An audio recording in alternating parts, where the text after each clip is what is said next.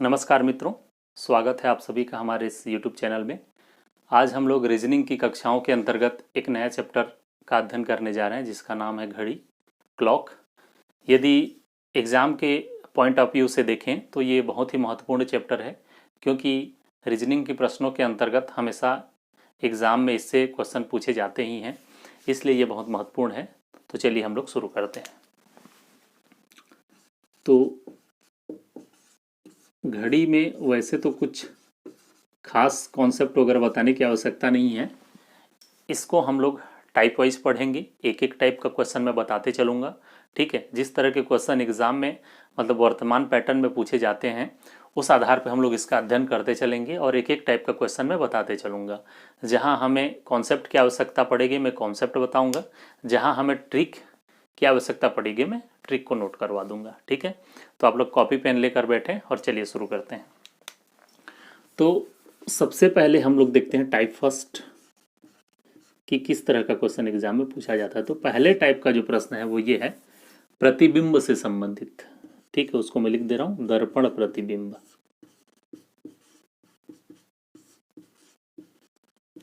Exam में पूछता है दर्पण प्रतिबिंब से संबंधित प्रश्न। वैसे तो प्रतिबिंब दो प्रकार के बनता है, ठीक है, बनते हैं, जैसे कि एक होता है जल प्रतिबिंब, दूसरा होता है दर्पण प्रतिबिंब। तो एग्जाम में जो प्रश्न पूछे जाते हैं वो दर्पण प्रतिबिंब से संबंधित पूछे जाते हैं। ठीक है, जल प्रतिबिंब से संबंधित प्रश्न न पूछे जाने का कारण ये है क्योंकि जल प्रतिबिंब जो बनता है घड़ी का, उसमें जो समय दिखाता है या जो बजता हुआ प्रतीत होता है वो सही समय नहीं होता। ठीक है, प्रतिबिंब तो बनेगा परंतु हम उसको रीड नहीं कर पाएंगे, पढ़ नहीं पाएंगे, बता नहीं पाएंगे कि इतना बचा मतलब बजा हुआ है, उसमें इरर रहता है उसमें। इसलिए एग्जाम में हमेशा दर्पण प्रतिबिंब से संबंधित प्रश्न पूछे जाते हैं। तो चलिए शुरू करते हैं। ठीक है, तो दर्पण प्रतिबिंब से संबंधित जो प्रश्न पूछे जाते हैं, मैं पहला क्वेश्चन लेता हूं। ठीक है, मान लेते हम एक घड़ी में 2:40 हुए हैं। ठीक है, उसे दर्पण में देखने पर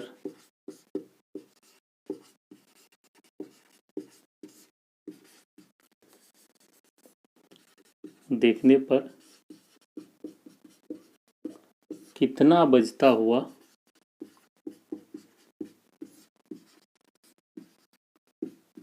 दिखाई देगा या प्रतीत होगा। ठीक है, इस तरह का क्वेश्चन पूछा जाता है एग्जाम में।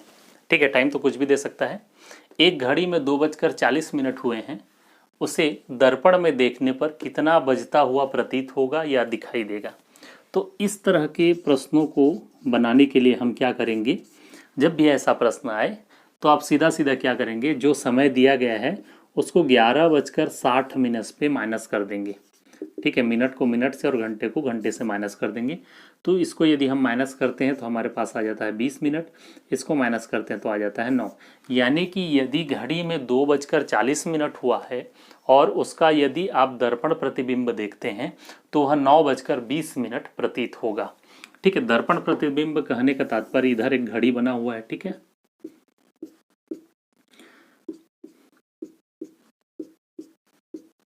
ये मान लो जाए 12 है, 3 है, 6 है, 9 है, 1 है, 2 है, 4, 5, 7, 8, 10, 11। ठीक है, तो 9:20 हुआ है, मैं बना दे रहा हूं। तो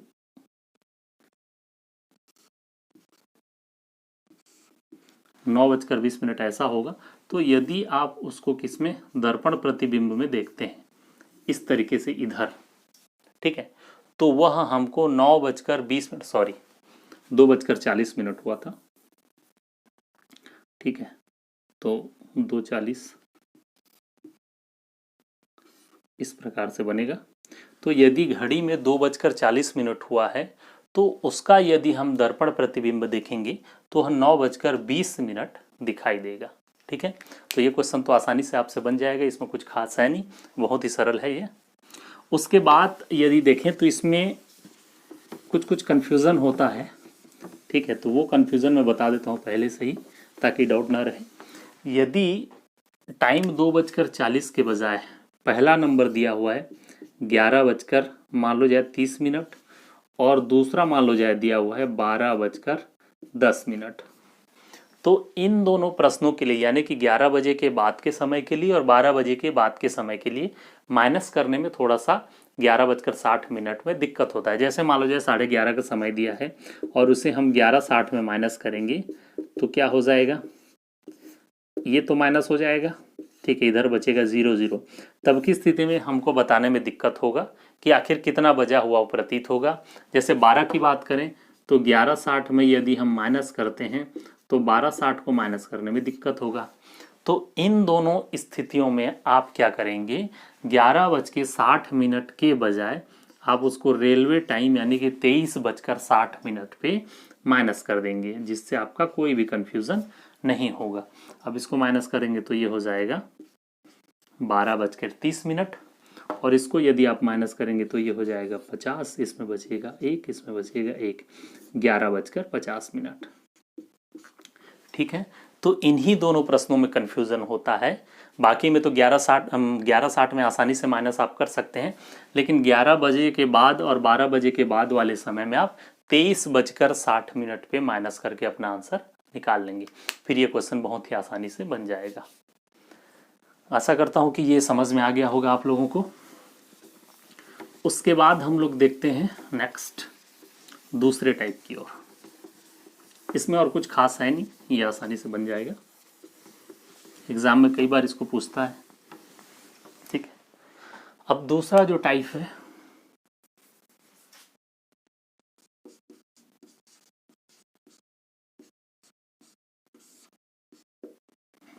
ठीक है, अब इसके अंतर्गत हम लोग देखेंगे घड़ी की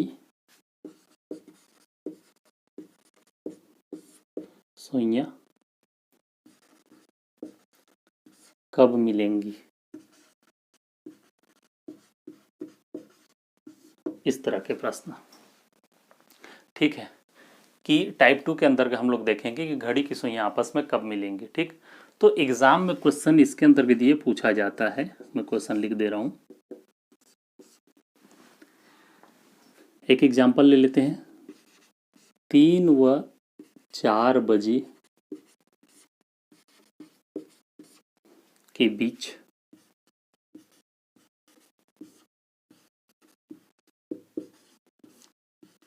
घड़ी की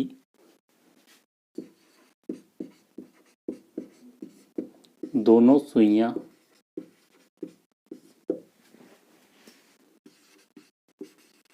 कब संपाती होंगे या आपस में मिलेंगे।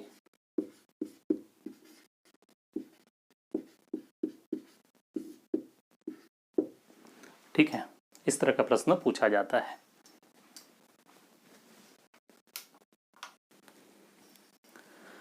तो हमको ये समझना है क्वेश्चन में कि 3 व 4 बजे के बीच घड़ी की दोनों सुइयां कब संपाती होंगे या आपस में मिलेंगे। कहने का तात्पर्य है एग्जाम में संपाती का मतलब ये होता है, संपाती भी कभी कभी दे देता है क्वेश्चन में, तो संपाती होने का मतलब होता है कब आपस में एक दूसरे के ऊपर आएंगे या ओवरलैप की स्थिति में होंगे। ठीक है, तो आपको ध्यान रखना 3 व 4 बजे के बीच घड़ी की दोनों सुइयां कब संपाती होंगे या आपस में कब मिलेंगे। तो इस तरह के प्रश्नों के लिए हमारे पास एक फॉर्मूला है। ठीक है, और वो फार्मूला यूनिवर्सल है, बहुत जगह काम आएगा, तो आप उसको ध्यान रखेंगे। ठीक है, कुछ कुछ समझने की आवश्यकता है जिसको मैं समझा दूंगा। पहले फार्मूला आप लोग नोट कर लें, m = 2/11 h × 30 ± a, बस इतना ही है। ठीक है, तो आप इसको पहले देख लें, समझ लें, फार्मूला को नोट कर लें, फिर उसके बाद मैं समझा दूंगा कि क्रमशः ये फार्मूला क्या है। अब इसको भूलेंगे भी नहीं, बहुत ही सरल है। ठीक है, अब हम थोड़ा सा पहले ये समझ लेते हैं कि 3 और 4 बजे के बीच घड़ी की दोनों सुइयां कब संपाती होंगे या कब मिलेंगे। तो मान लो जाए एक घड़ी है, ठीक है, अभी घड़ी में बजे हैं 3, ठीक है।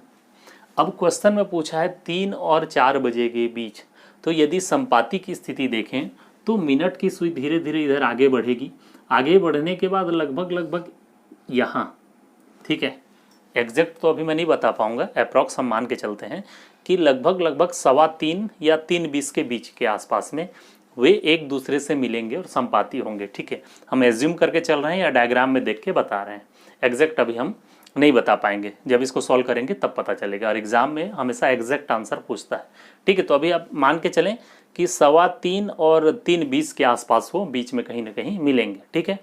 अब देखो आपको ये समझना है कि 3 और 4 बजे के बीच जब पूछा है तो जाहिर सी बात है 3 बजे के बाद ही वो मिलेंगे, और 4 बजे के पहले पूछा है तो 4 बजे के पहले मिलेंगे, यानी कि 3 बजकर कुछ मिनट पे, मैं 3:15 मान लेता हूँ, ठीक है। तो 3:15 या 16 मिनट पे वे एक दूसरे के ऊपर आएंगे या मिलेंगे या संपाती होंगे, ठीक है। तो अब ये जो फॉर्मूला है आपको ये समझना है कि ये जो m लिखा है, m का मतलब होता है मिनट, ठीक है। तो ये क्या निकलेगा, इस फॉर्मूले से हमारा आंसर आएगा वही मिनट, कि आखिर 3 बजकर कितने मिनट पे वे एक दूसरे से मिलेंगे, ठीक है। तो ये फार्मूला क्या बना है, मिनट निकालने के लिए बना है। 3 बजे तो फिक्स है, 3 बजकर इतने मिनट पे वे एक दूसरे से मिलेंगे, ठीक है। तो m का मतलब होता है मिनट। 2/11 तो 2/11 ये है। h जो है, h का वैल्यू आपको लेना है जो पहला वाला समय क्वेश्चन में पूछा गया है। जैसे 3 बजे बोला है 3 और 4 के बीच, तो यहाँ 3 लेना है। 7 और 8 बजे के बीच पूछा है तो 7 लेना है। 9 और 10 बजे के बीच पूछा है तो 9 लेना है, पहले वाले समय को लेना है, ठीक है। उसके बाद 30 तो कांस्टेंट है, 30 ही रहेगा। यहाँ जो a लिखा हुआ है, a का मतलब होता है कोण या एंगल, ठीक है। तो ये जो a है अभी फिलहाल इसका यूज यहाँ नहीं है इस तरह के प्रश्नों के लिए। उसका रीज़न ये है क्योंकि यहाँ एक दूसरे के ऊपर आएंगे या मिलेंगे या संपाती होंगे तो उनके बीच दोनों मतलब सुइयों के बीच 0 डिग्री बनेगा, ठीक है। तो यहाँ वैल्यू क्या हो जाएगा, 0 हो जाएगा। ये जो एंगल है और दूसरे तरह के प्रश्नों में यूज होगा, जैसे 90 अंश का कोण कब बनेगा, 180 डिग्री कब बनेगा, तब उसका यूज होगा। अभी फिलहाल संपाती होंगे और मिलने वाले क्वेश्चन के लिए यहाँ यूज क्या करेंगे हम लोग, 0 करेंगे और कुछ यूज नहीं होगा वहाँ, ठीक है। तो चलिए आगे क्वेश्चन हम लोग सॉल्व कर लेते हैं। तो मेरे ख्याल से ये फॉर्मूला आप लोगों को समझ में आ गया होगा। आप फार्मूला में वैल्यू पुट करते हैं, आंसर निकालते हैं। तो मिनट हमको निकालना है, 2/11 तो ऐसे ही रहेगा। एच की जगह पे मैंने बताया 3 लेना है, ये हो जाएगा 30, प्लस माइनस अभी तो 0 ही लेना है तो उसको मैं छोड़ के चल रहा हूँ। आगे हो जाएगा 2/11, ये हो जाएगा 30 या 90। अब इसको कैलकुलेट करेंगे तो 9 दूनी 18, 180 डिवाइडेड बाई 11। अब एग्ज़ाम में जो ऑप्शन दिया रहता है वो पॉइंट में ना दे करके मिश्र भिन्न के रूप में देता है, तो हमको आंसर जो निकालना है मिश्र भिन्न के रूप में निकालना है। तो जब भी आप आंसर निकालें तो सबसे आसान तरीका ये है, आप इस तरीके से निकालें उसको विभाजित करके, ठीक है। तो 1 टाइम जाएगा, 11 1 से 11 हो जाएगा, ये बचेगा कितना 76 टाइम जाएगा 66, बचेगा रिमाइंडर कितना 4। अब इसको हम घड़ी की दिशा में लिख लेंगे क्लॉकवाइज इधर से क्रमशः, तो हमारा आंसर हो जाएगा 16 सही 4/11, ठीक है। तो फाइनल आंसर हमारा होगा कि 3 और 4 बजे के बीच घड़ी की दोनों जो सुइयां हैं वो कितना 3 बजकर 16 सही 4/11 मिनट पर संपाती होंगे या एक दूसरे से मिलेंगे, ठीक है। ये हमारा फाइनल आंसर है, ठीक है। ये आशा करता हूँ आप लोगों को समझ में आ गया होगा। बहुत ईजी मेथड है, ईजी तरीके से बन जाएगा। ये नहीं समझ में आया होगा तो कमेंट करके बताएं, मैं और समझाने का प्रयास करूँगा, ठीक है। उसके बाद क्वेश्चन में कुछ भी पूछ सकता है, 7 और 8 बजे के बीच, 11-12 बजे के बीच, ठीक है। तो ये तो आसानी से आप लोग निकाल लेंगे, कोई समस्या वाली बात नहीं है। जहाँ जहाँ समस्या होगी मैं उसको क्लियर करते चलूँगा। वीडियो को आप लोग अंत तक देखें, ठीक है। हम लोग सरल टाइप से स्टार्ट किए हैं, धीरे धीरे हार्ड क्वेश्चन की तरफ आगे बढ़ते जाएंगे। और बहुत सारे मतलब ऐसे क्वेश्चंस हैं जिनमें डाउट होता है, कहाँ कहाँ डाउट होता है मुझे अच्छे से पता है, क्योंकि बहुत सारा क्लास में ले चुका हूँ। क्लास लेने के बाद मतलब ऑफलाइन क्लासेस, उसमें स्टूडेंट क्या क्या पूछते हैं, कहाँ कहाँ डाउट होता है मुझे पता है, तो उसके आधार पर मैं उसको क्लियर ही करते चलूँगा। आशा करता हूँ कि पूरा आप लोगों को समझ में आ जाएगा, घड़ी का चैप्टर जो है पूरा क्लियर हो जाएगा। ठीक है, तो उसके बाद आगे बढ़ते हैं हम लोग। हाँ, यहाँ एक क्वेश्चन ये आता है कि 12 घंटे में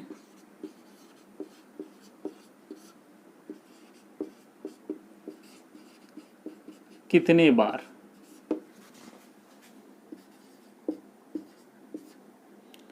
घड़ी की दोनों सुइयां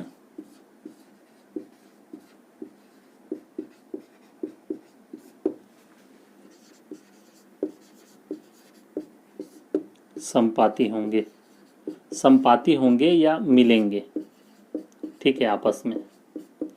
तो हमको ये समझ में आता है क्वेश्चन को देखकर, ठीक है, कि 1 घंटे में जब एक बार वो आपस में मिलते हैं तो 12 घंटे में 12 बार मिलना चाहिए, जबकि इसका आंसर होता है 11।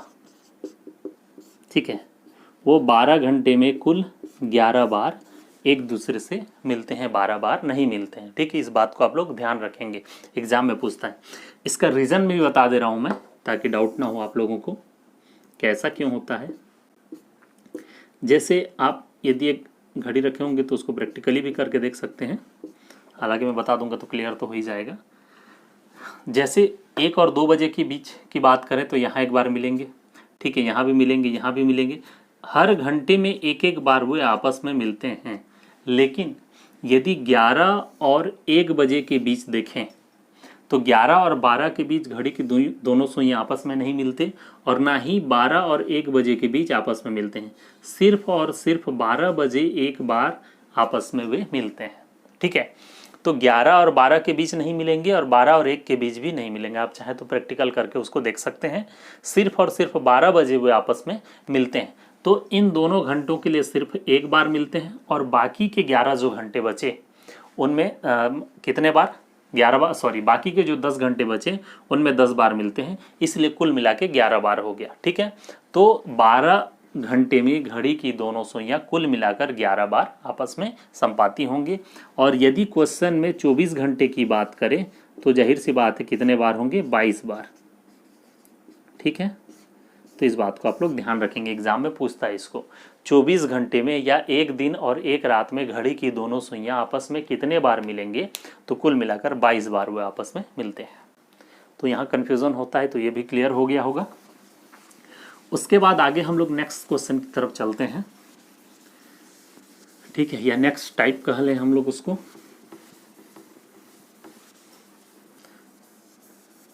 ये टाइप 3, घड़ी की दोनों सुइयों के मध्य या बीच कोण ज्ञात करना। ठीक है, एग्जाम में पूछता है कि घड़ी की दोनों सुइयां इतने बजे, मतलब 3 और 4 बजे के बीच, 5 और 6 बजे के बीच कब 90 अंश पर होंगे। ठीक है, तो मैं एक क्वेश्चन ले लेता हूं। यहाँ भी थोड़ा सा कुछ कुछ कन्फ्यूज़न होगा क्वेश्चन में, उसको भी क्लियर करते चलूँगा, आप लोग ध्यान से देखें। एक क्वेश्चन मैं ले लेता हूँ। मान लो जो क्वेश्चन है,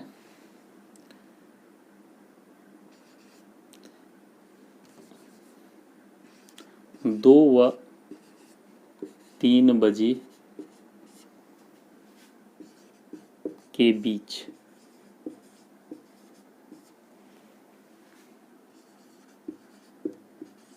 घड़ी के दोनों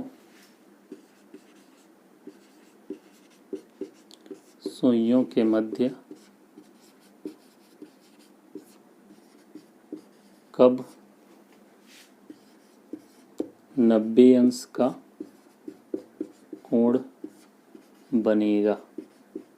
ठीक है, या एग्ज़ाम पे ये भी पूछ लेता है कि 2 और 3 बजे के बीच या कोई भी समय लेकर घड़ी की दोनों सुइयां कब समकोण पर होंगे, 90 डिग्री का कोण बनेगा या समकोण पर होंगे, राइट एंगल बनेगा, तो वो एग्जाम में पूछता है। ठीक है, तो ये जो क्वेश्चन है, देखो देखने में थोड़ा सरल लग रहा है क्योंकि फार्मूला हमको पता है, उसी फार्मूले से बनना है, लेकिन इसमें भी कन्फ्यूज़न होता है। ठीक है, उसको मैं आगे बताऊंगा क्या कन्फ्यूज़न होता है। तो सबसे पहले तो आंसर हम लोग इस फार्मूले से निकालेंगे। ठीक है, ये यूनिवर्सल फॉर्मूला है, सब जगह काम आएगा। अब मिनट निकालना है, जाहिर सी बात है 2 बजे के बाद होगा और 3 बजे के पहले। तो हम क्या करेंगे, 2/11 ले लेंगे। एच की जगह पे हम लेंगे 2, मल्टीप्लाई कर देंगे 30, और प्लस माइनस यहाँ 90 डिग्री लेना है क्योंकि 90 अंश का कोण हमको बनाना है। ठीक है, आगे इसको कैलकुलेट करेंगे तो हो जाएगा 2/11। इसको कैलकुलेट करेंगे तो ये हो जाएगा 60 प्लस माइनस 90। अब देखो, यदि मान लो जाए यहाँ मैं माइनस का साइन लेता हूँ तो इसका पूरे का वैल्यू नेगेटिव हो जाएगा, इसलिए माइनस का साइन ना लेके क्या लेंगे, पॉजिटिव लेंगे। ठीक है, अच्छा एक चीज़ इसमें ये डाउट हो रहा होगा, सर माइनस लेंगे कि प्लस लेंगे, ठीक है, नेगेटिव लेंगे कि पॉजिटिव लेंगे वैल्यू। तो मैं बता दूंगा कि कहाँ माइनस लेना है, कहाँ प्लस लेना है, थोड़ा सा विस्तार से उसको समझेंगे हम लोग ताकि कन्फ्यूजन ना हो। ठीक है, तो यहाँ हो जाएगा 9 से 15 150। आगे कैलकुलेट करेंगे तो ये हो जाएगा 300/11। फिर से हम लोग इसको इस तरीके से भाग देंगे ताकि हम मतलब किसी प्रकार का कन्फ्यूज़न ना हो। तो हो जाएगा 11 दूनी 22, बचा इसमें 8, ठीक है, 7 टाइम्स आएगा, बचेगा इसमें 3। तो जो हमारा आंसर आ जाएगा वो आ जाएगा 2 बजकर, ठीक है, 27 सही 3/11 पर घड़ी की दोनों सुइयों के मध्य 90 अंश का कोण बनेगा, या दोनों सुइयां क्या है 90 डिग्री पर होंगे। मेरे ख्याल से आप लोगों को ये समझ में आ गया होगा। ठीक है, यानी कि 2 और 3 बजे के बीच घड़ी की दोनों सुइयों के मध्य 90 अंश का कोण कब बनेगा, 2:27 सही 3/11 पे। ठीक, अब ये तो आसानी से बन गया। अब इस तरह के प्रश्नों में कन्फ्यूज़न कहाँ होता है, तो उस कन्फ्यूज़न वाले क्वेश्चन को हम लोग ले लेते हैं और उसको सॉल्व करते हैं। इस क्वेश्चन को मैं 2 और 3 के बजाय लिख देता हूँ मैं 6 और 7। 6 व 7 बजे के बीच घड़ी की दोनों सुइयों के मध्य 90 अंश का कोण कब बनेगा। तो इस क्वेश्चन से पूरा कन्फ्यूज़न क्लियर हो जाएगा। ठीक है, आंसर हम लोग निकाल लेते हैं उसी फार्मूला से, m = 2/11 h × 30 प्लस माइनस 90, ये हो जाएगा। 90 में डायरेक्ट लिख दिया हूँ अभी क्योंकि 90 अंश का कोण निकालना है हमको। आगे देखते हैं हम लोग 2/11, h के जगह पे 6 लेंगे, यहाँ हो जाएगा 30 प्लस माइनस 90।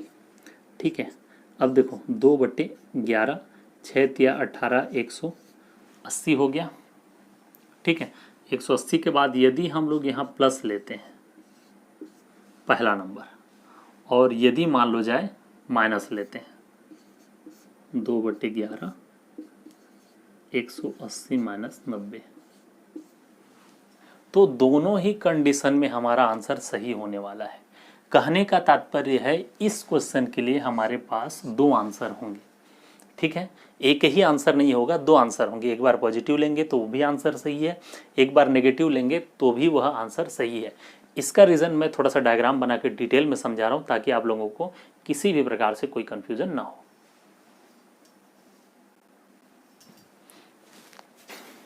ठीक है, एक डायग्राम ले लेते हैं हम लोग। ये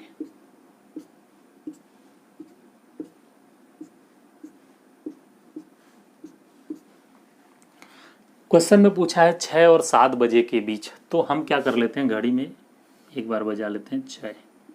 मान लो जाए घड़ी में 6 बजा हुआ है। 6 बजने के बाद, ठीक है, आपको ये समझना है कि 6 बजा है तो जाहिर सी बात है 90 डिग्री कब बनेगा।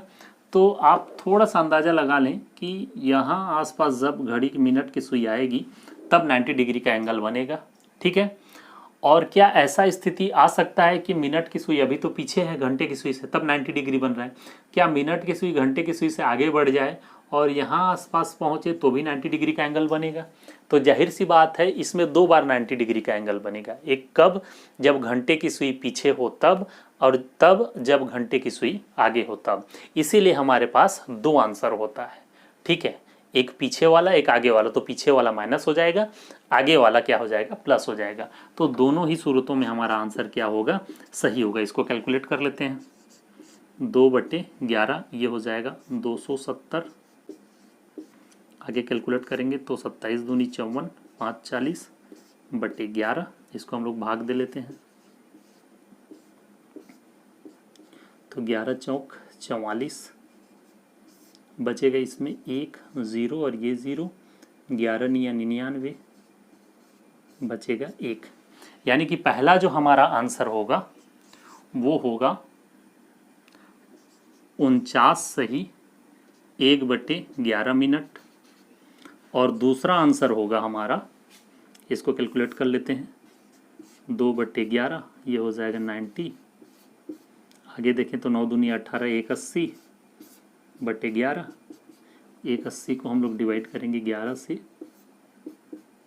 11 एकम 11, बचा 7, 11 चका 66, बचा 4।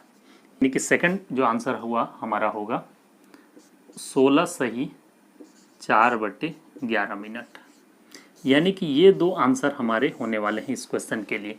ये जो 16 सही 4/11 है वो मिनट की सुई घंटे की सुई से पहले थी तब की स्थिति है, और 49 सही 1/11 है वो मिनट की सुई घंटे की सुई से आगे है तब की स्थिति वाला आंसर है।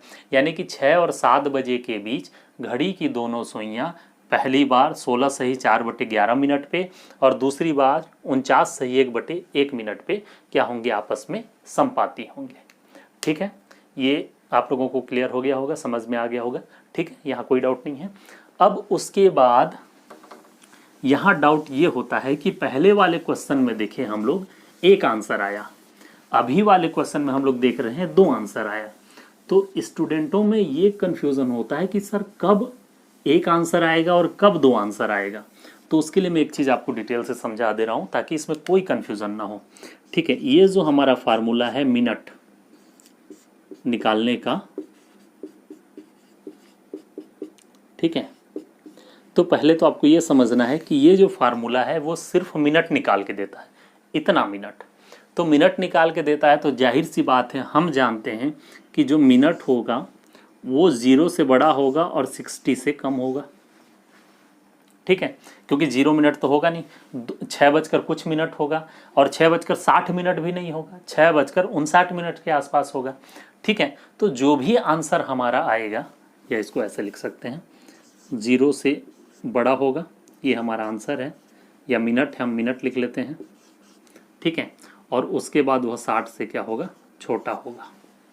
0 से ऐसा साइन होगा, सॉरी, 0 से बड़ा होगा और 60 से छोटा होगा, क्योंकि मिनट जो है 60 ही मिनट मैक्सिमम हो सकता है और मिनिमम हो सकता है 0। तो हमको क्या करना है, इधर का वैल्यू कुल मिला के एक तो 0 से ज़्यादा लेना है, यानी कि नेगेटिव में ना आए, 0 से ज़्यादा लेना है। ठीक है, और उसके बाद क्या लेना है, मतलब 60 से क्या लेना है, कम लेना है इसके वैल्यू को। अब 60 से इसका वैल्यू कब कम आएगा, जब इसका वैल्यू 330 से ये वाला वैल्यू अधिक ना हो। ये 330 आएगा, कैलकुलेट करेंगे, 330 का मल्टीप्लाई 2 से करेंगे 660 आएगा, 660 को 11 से भाग देंगे तो 60 मिनट आएगा। यानी कि आप जब भी इसको कैलकुलेट करें, इस ब्रैकेट वाले की बात कर रहा हूँ मैं, मतलब ये बताने की कोशिश कर रहा हूँ कि आप आसानी से ये समझ पाएंगे कि किस प्रश्न का एक उत्तर होगा और किस प्रश्न के 2 उत्तर होंगे, आंसर होंगे। तो आप इसको ओरल ही कैलकुलेट करके देख लें। जैसे मुझे कैलकुलेट करना रहा था तो मैं इसको कैसे कैलकुलेट करता, इसके जगह पे 6 तो लिखता, 6 तिया 18, 180 हो गया। अब उसके बाद +9 करके देखता 90, तो ये हो रहा है 270, यानी कि पॉजिटिव वाला आंसर हमारा होगा। फिर 180 में -90 करके देखता 90 आ रहा है, यानी कि ये भी नेगेटिव में वैल्यू नहीं आ रहा, तो ये भी हमारा आंसर होगा। यानी कि आपको ध्यान रखना है कि जो ब्रैकेट वाला वैल्यू है वो 330 से ज़्यादा ना हो और नेगेटिव ना हो। ठीक है, ओरल ही कैलकुलेट कर लेना, आपको समझ में आ जाएगा। ठीक है, तो पहले वाले क्वेश्चन में यदि आप देखेंगे तो माइनस लेने पर नेगेटिव हो जा रहा था, इसलिए पॉजिटिव वाला एक ही आंसर आया। अभी वाले क्वेश्चन में पॉजिटिव ले रहे हैं तो 330 से ज़्यादा नहीं हो रहा है, और नेगेटिव ले रहे हैं तो माइनस में नहीं आ रहा है। इसका मतलब इस क्वेश्चन के लिए हमारे पास 2 उत्तर होंगे। ठीक है, आशा करता हूँ कि ये समझ में आ गया होगा। और मतलब जनरली होता क्या है, मतलब 3 बजे से पहले वाले समय और 9 बजे के बाद वाले समय के लिए एक आंसर होता है, और 3 बजे के बाद और 9 बजे के पहले वाले के लिए 2 आंसर होता है। ऐसा भी आप चाहें तो इसको याद कर सकते हैं। ठीक है, लेकिन इसको समझना बेहद आवश्यक है। ठीक है, क्योंकि ये हमेशा याद नहीं होगा, ये रटने वाला बात है, ये तो कॉन्सेप्ट है। ठीक, तो मेरे ख्याल से इस तरह के प्रश्नों में अब कोई भी कन्फ्यूज़न नहीं होगा। ठीक है, क्वेश्चन आप लोग कोई सा भी रीजनिंग का बुक लेके क्वेश्चन प्रैक्टिस करें, क्योंकि मैथ्स और रीजनिंग जो सब्जेक्ट है वो सिर्फ प्रैक्टिस बेस्ड है, यानी कि जितना ज़्यादा प्रैक्टिस करेंगे उतना क्लियर होगा। उसके बाद हम लोग चौथा टाइप का जो क्वेश्चन देखेंगे, उसके अंतर्गत हम लोग देखते हैं। ठीक है, टाइप तो वही रहेगा, मतलब उसी तरीके का रहेगा। यहाँ क्वेश्चन रहेगा दोनों सुइयों के मध्य मतलब कोण वही है, लेकिन यहाँ हम लोग क्वेश्चन क्या लेंगे, 180 डिग्री। ठीक है, जैसे क्वेश्चन में पूछता है 3 व 4 बजे के बीच कब 180 अंश का कोण बनेगा। ठीक है, तो ये जो 180 अंश वाला कोण वाला क्वेश्चन है, ये भी उसी फॉर्मूले से आसानी से बन जाएगा। तो इसमें समझाने वाली कोई चीज़ नहीं है। कभी भी 180 वाला क्वेश्चन बने मतलब पूछे तो आप उसको उसी फॉर्मूले से आसानी से बना सकते हैं। ठीक है, लेकिन एक चीज़ आपको यहाँ फिर से कन्फ्यूज़न होता है, उसको आपको ध्यान रखना है। 180 में कोई दिक्कत नहीं, आसानी से बन जाएगा। लेकिन यदि क्वेश्चन ऐसा पूछ ले 3 और 4 बजे के बीच या मध्य घड़ी की दोनों सुइयां कब एक सीधी रेखा होंगे। ठीक है, 3 व 4 बजे के मध्य घड़ी की दोनों सुइयां कब एक सीधी रेखा पर होंगी। यदि क्वेश्चन ऐसा पूछता है तो यहाँ जो कन्फ्यूज़न होता है वो ये होता है कि यदि मान लो जाए घड़ी में एक सीधी रेखा का मतलब हम ये समझ लेते हैं कि ये मिनट की सुई है और ये घंटे की सुई है, ये एक सीधी रेखा है। ठीक है, तो एग्ज़ाम में जो आंसर लेता है इसको एक सीधी रेखा के रूप में तो लेता ही है, साथ में इसको भी ले लेता है एक सीधी रेखा के रूप में, हालांकि ये भी एक सीधी रेखा में है। ठीक है, तो इस तरह के प्रश्नों के लिए हमारे पास दो आंसर होंगे। किस तरह के आंसर, पहला होगा 180 डिग्री वाला आंसर और दूसरा आंसर होगा संपाती वाला या मिलन वाला। ठीक है, तो यदि प्रश्न ऐसा पूछे कि 3 और 4 बजे के मध्य घड़ी की दोनों सुइयां कब एक सीधी रेखा पर होंगे, तब पहला आंसर निकाल लेना 180 वाला डिग्री मतलब लेकर, और दूसरा आंसर निकाल लेना संपाती वाला 0 लेकर। ठीक है, तो दो आंसर होंगे। और इसका जो ऑप्शन रहता है वो इस तरीके से रहता है, एक ऑप्शन रहेगा ए पर 180 वाला जिसको आप पहले निकालेंगे, बी पर कुछ आंसर दिया रहेगा XYZ, ठीक है, और सी पर दिया रहेगा संपाती वाला, और डी पर दिया रहता है ए व सी दोनों। ठीक है, 90 डिग्री वाले में भी ऐसा पूछता देता है ऑप्शन। ठीक है, किस तरीके से, जिसका दो आंसर आता है उसको ए में एक दे देगा, सी में एक दे देगा और लास्ट में दे देगा ए और सी दोनों। तो हम क्या करते हैं, हड़बड़ी में जल्दी से एक आंसर निकाल लेते हैं 180 डिग्री वाला और उसको मतलब टिक लगाकर आ जाते हैं। तो आपको ध्यान रखना है कि कहाँ कहाँ दो आंसर आता है, जहाँ जहाँ दो आंसर आता है आपको ध्यान रखना है। अक्सर ऑप्शन मिलता है ए व सी दोनों या ए व बी दोनों। तो इस बात को आप लोग याद रखेंगे कि एक सीधी रेखा पर कहने का तात्पर्य होता है 180 डिग्री भी और संपाती वाला क्वेश्चन भी। तो इस तरह के प्रश्नों के लिए दो आंसर होंगे, आप लोग इसको कैलकुलेट करके आंसर निकाल लें। ठीक है, आशा करता हूँ कि ये भी आप लोगों का क्लियर हो गया होगा। ठीक है, मैं इसको आगे आंसर इसलिए निकाल के बता रहा हूँ क्योंकि वीडियो लंबा हो जाएगा। ठीक है, समझ में आने से मतलब है समझ में आप लोगों को आ जाएगा इतने में। उसके बाद आगे जो नेक्स्ट टाइप का क्वेश्चन है वो ये है,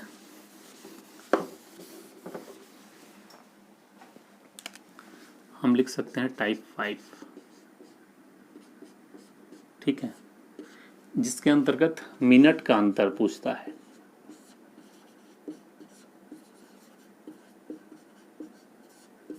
ठीक, क्वेश्चन मैं बता रहा हूँ उसके बाद आप लोगों को समझ में आ जाएगा।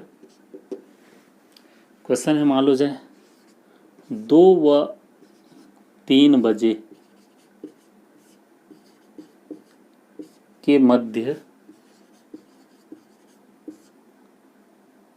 घड़ी की दोनों सुइयां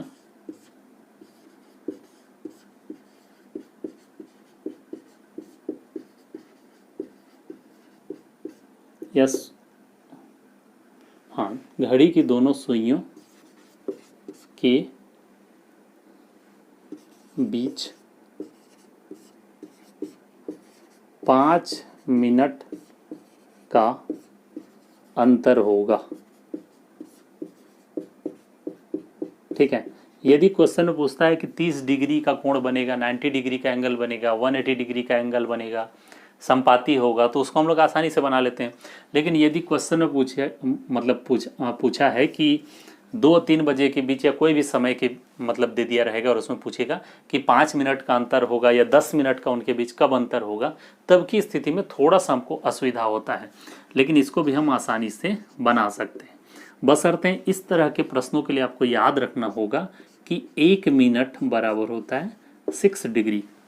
ठीक है, और ये क्यों होता है आगे के टाइप वाले क्वेश्चन में मैं इसको क्लियर कर दूंगा, कोई भी कंफ्यूजन नहीं होगा। बस आपको अभी याद रखना है इस क्वेश्चन के लिए कि 1 मिनट बराबर होता है 6 अंश। ठीक है, तो 5 मिनट बराबर क्या हो जाएगा, 5 छक्के 30 अंश। अब इस क्वेश्चन को आप आसानी से बना सकते हैं, क्योंकि यदि क्वेश्चन को हम इस तरीके से कन्वर्ट कर दें कि 2 और 3 बजे के मध्य घड़ी के दोनों सुइयों के बीच कब 30 अंश का कोण बनेगा, तो वो तो उसी टाइप का हो गया। किस तरीके से इस फॉर्मूले से निकाल सकते हैं हम लोग,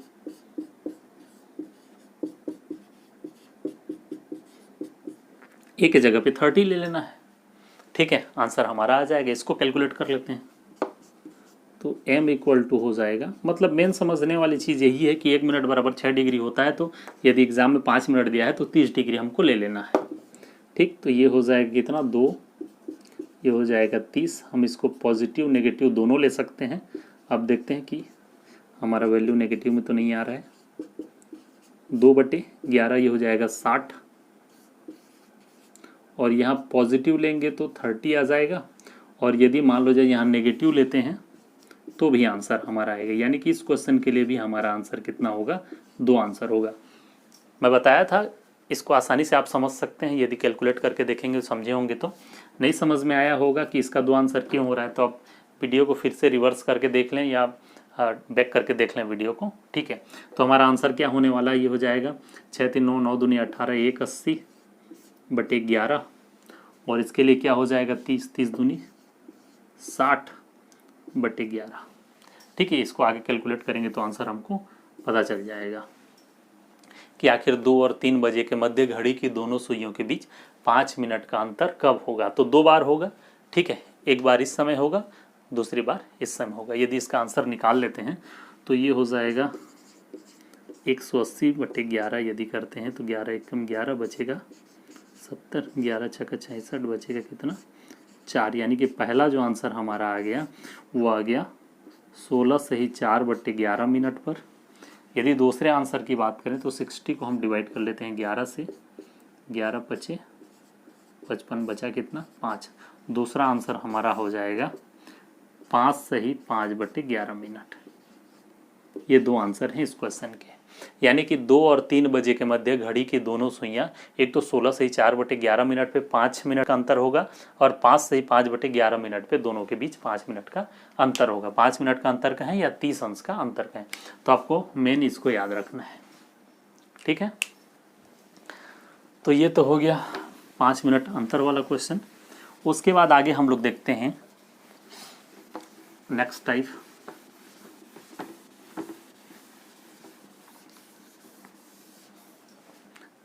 ये जो टाइप है एग्जाम में कई बार इससे क्वेश्चन पूछे जाता है, यानी कि कोण ज्ञात करना।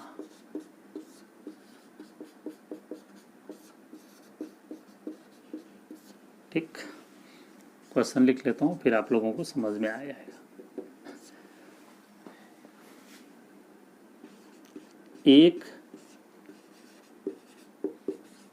घड़ी में 3:30 बजे हैं या हुए हैं। एक घड़ी में 3:30 बजे हैं। ठीक है, घड़ी के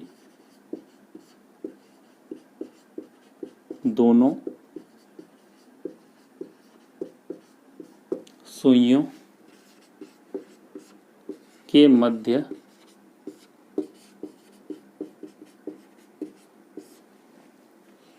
कितना कोण बनेगा या कितने अंश का कोण बनेगा,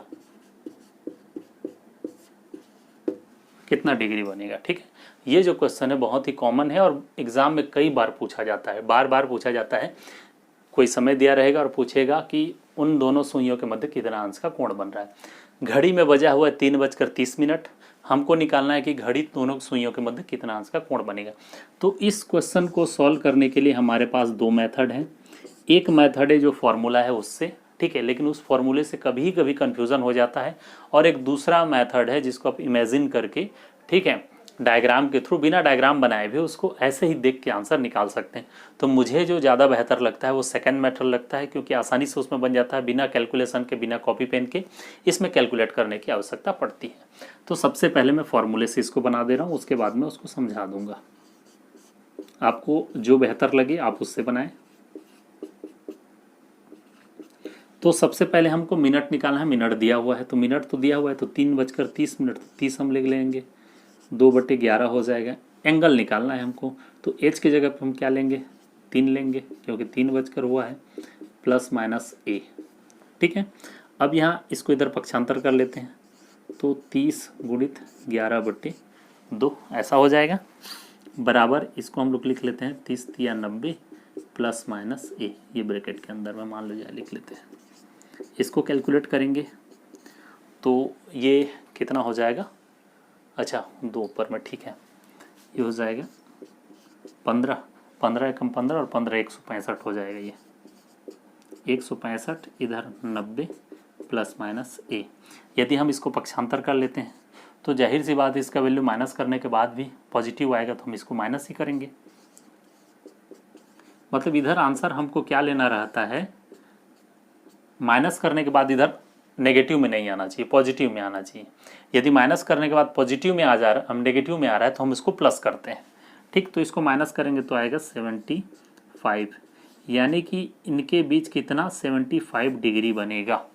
कब, जब घड़ी में 3:30 होंगे तब उनके बीच 75 डिग्री का एंगल बनेगा। मेरे ख्याल से ये आप लोगों को समझ में आ गया होगा, इसमें कोई असुविधा नहीं है। ठीक है, अब एक है दूसरा मेथड। ठीक है, ये तो कैलकुलेशन है बाकी। तो आंसर को मैं यहाँ लिख ले रहा हूँ, आंसर हमारा आया था 75 डिग्री। ठीक है, अब आपको 2-4 चीज़ें यहाँ समझना है। वो चीज़ें यदि आप लोगों को आसानी से समझ में आ जाए तो फिर उसके बाद आप देख के आंसर इसमें बना सकते हैं। पहला नंबर चीज़ आपको ये याद रखना है कि जो घड़ी है उसमें कुल मिला के 360 डिग्री बनता है। ठीक है, कुल मिलाकर कितना डिग्री बनेगा, 360 डिग्री बनेगा। ठीक है, मैं एक घड़ी बना दे रहा हूँ ये, तो इसमें कुल मिलाकर 360 डिग्री बनेगा।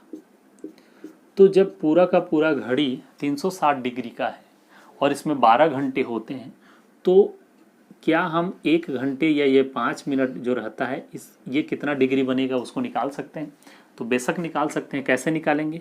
ठीक है, हम निकालेंगे 360 को 12 से डिवाइड करके, क्योंकि 12 खाने हैं ये, तो हमारे पास आ जाएगा 12×3 = 36, यानी कि 30 डिग्री। यानी कि ये जो 5 मिनट का गैप है या 1 घंटे का गैप है कहें, वो 30 डिग्री बनता है। ठीक है, तो जब 30 डिग्री बन रहा है तो 1 मिनट बराबर कितना बनेगा, तो हम 30 को हम क्या करेंगे 5 से डिवाइड करके निकाल लेंगे 6 डिग्री, यानी कि 5 मिनट बराबर होता है 30 डिग्री। 1 मिनट का जो गैप होता है वो होता है 6 डिग्री। अभी पिछले क्वेश्चन में मैं बताया था इसी चीज़ को, तो ये निकलता है यहाँ से।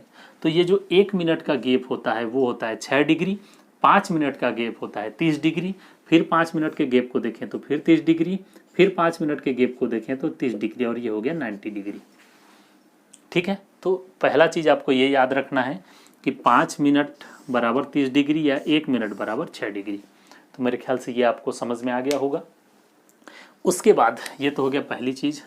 दूसरा चीज़ आपको ये याद रखना है कि मान लो जाए घड़ी में 12 बजा है, माना घड़ी में 12 बजा है, ठीक है, तो घड़ी में यदि 12 बजा हुआ है और मान लो जाए मिनट की सुई धीरे धीरे चलते पूरा 60 मिनट तय करती है, तो जाहिर सी बात है घंटे की सुई में कुछ ना कुछ परिवर्तन होगा।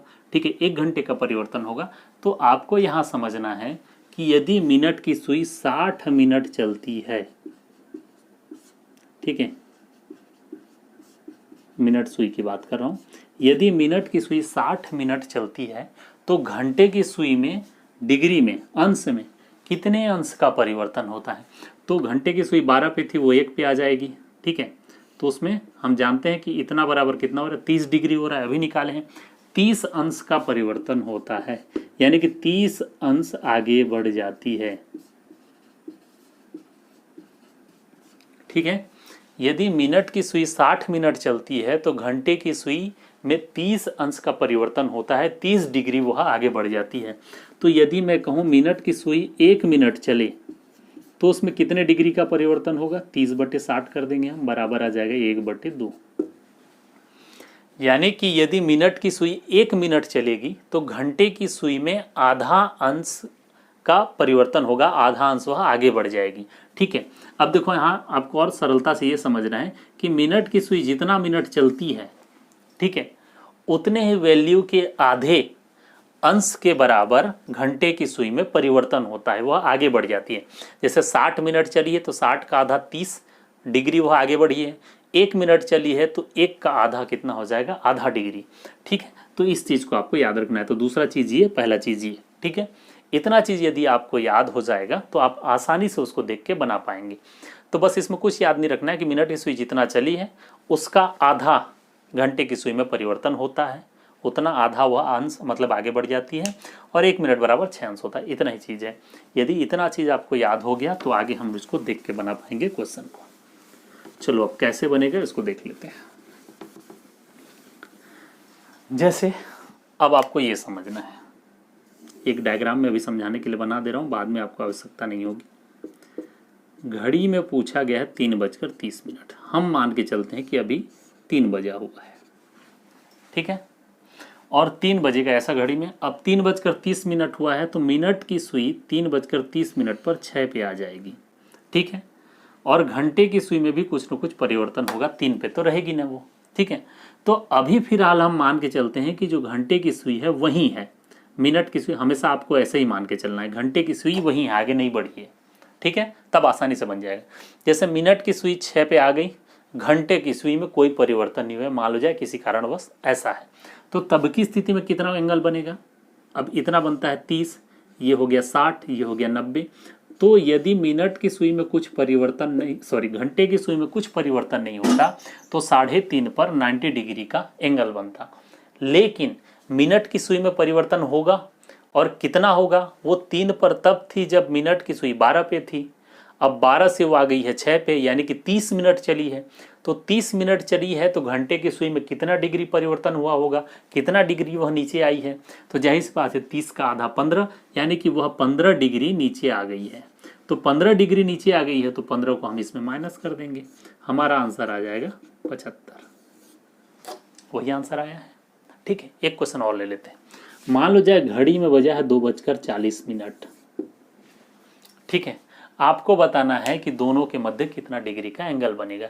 तो आप सीधा सीधा क्या करोगे, 2:40 यानी कि मान के चलो घड़ी की जो घंटे की सुई है वो 2 पर है और मिनट की सुई आ गई है 4 पे।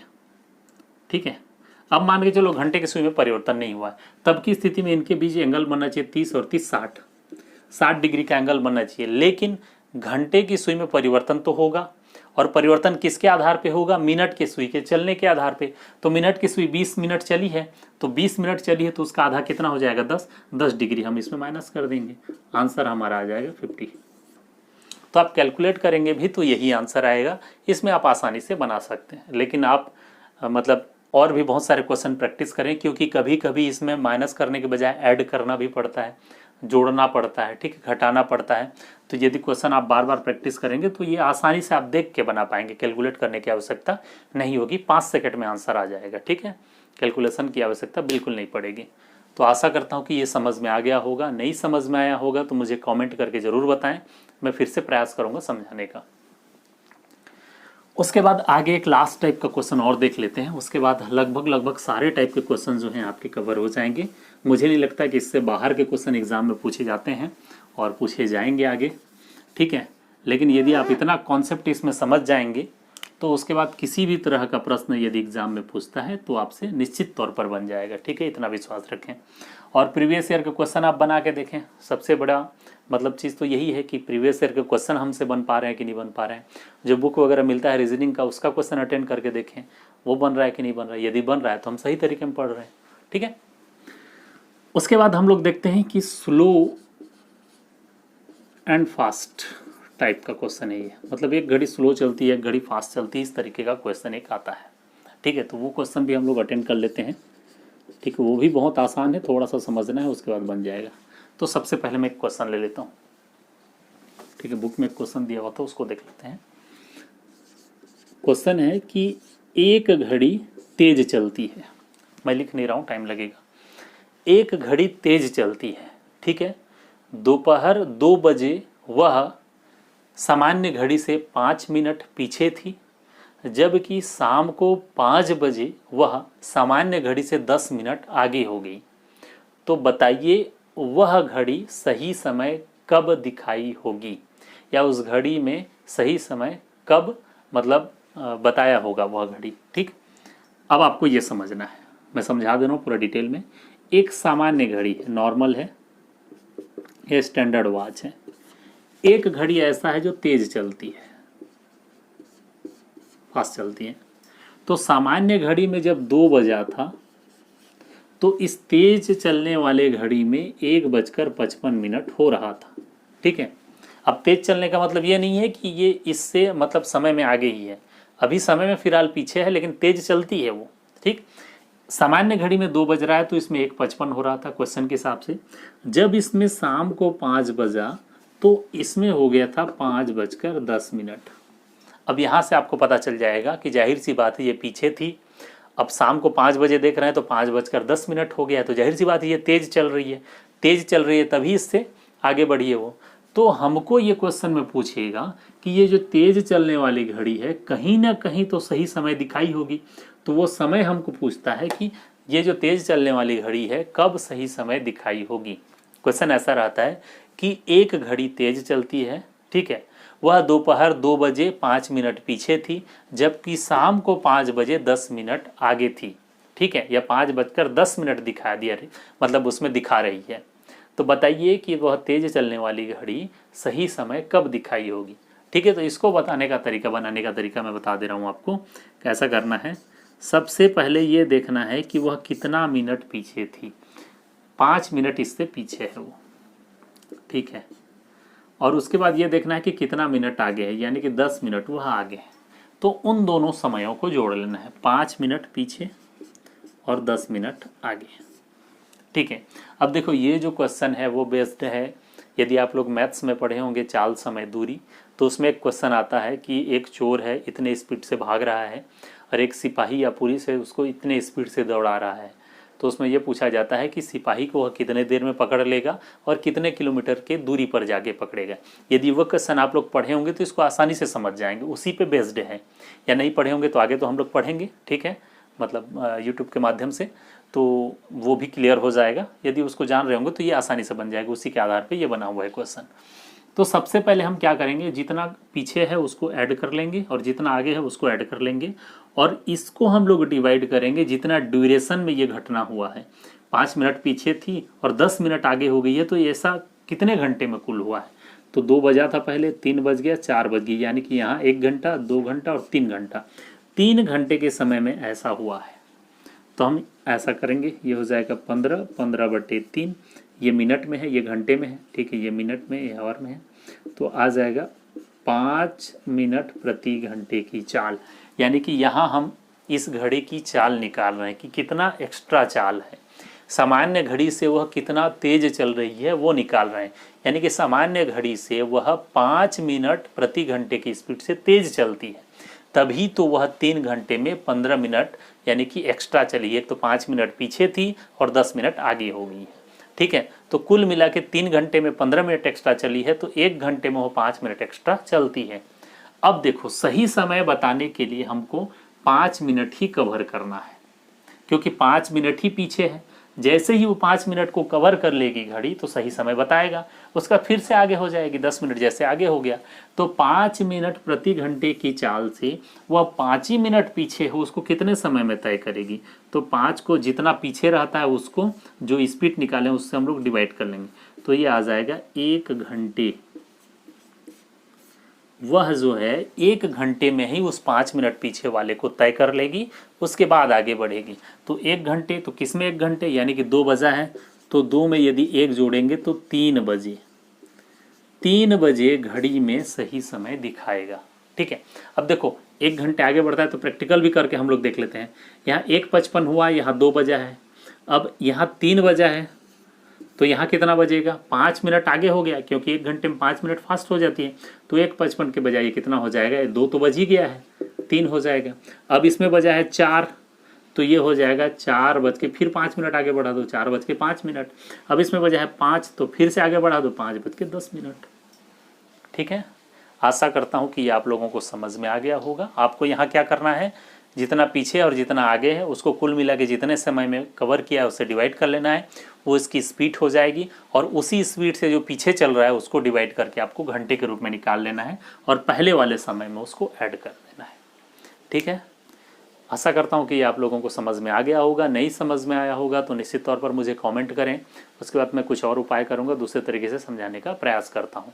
लेकिन मुझे नहीं लगता कि इतना बारीकी से समझाने के बाद आप लोगों को समझ में नहीं आया होगा। ठीक है, तो हमारा रीजनिंग का सीरीज चल रहा है, बहुत सारे जितने भी चैप्टर हैं मुझे कॉमेंट करके बताएं कि कौन कौन सा चैप्टर आपको पढ़ना है या कठिन लगता है, तो उस आधार पर मैं वीडियो बनाते चलूँगा। ठीक है, उसके बाद मैथ्स भी पढ़ना है हमको, इंग्लिश भी पढ़ना है, कंप्यूटर भी पढ़ना है, बहुत सारा है सिलेबस, सबको धीरे धीरे हम लोग क्या करेंगे, कवर करते चलेंगे। ठीक है, फिलहाल इस वीडियो में इतना ही। इस वीडियो को देखने के लिए बहुत बहुत धन्यवाद।